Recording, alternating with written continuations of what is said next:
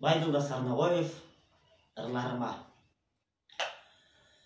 Ортокмун жыргалыңа, азабыңа, ырларым жөнөй берген сапарыңа, силерди өзүм үчүн жазган жокмун, эл журттун арасында жашагыла.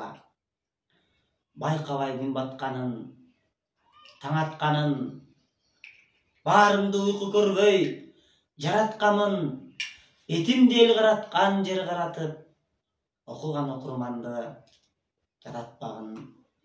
Кээ бириң эл көңүлүн аларсыңар, жүздөгөн жүрөктөрдө жанарсыңар, кээ бириң өлү түшкөн күчкө окшоп, керексиз таштанды да каларсыңар. Силерди жан дүйнөмдөн жасап алдым, беремин балбандарын, баталардын. Кайгырсам силер менен бир кайгырып, жашарсам силер менен жашарармын.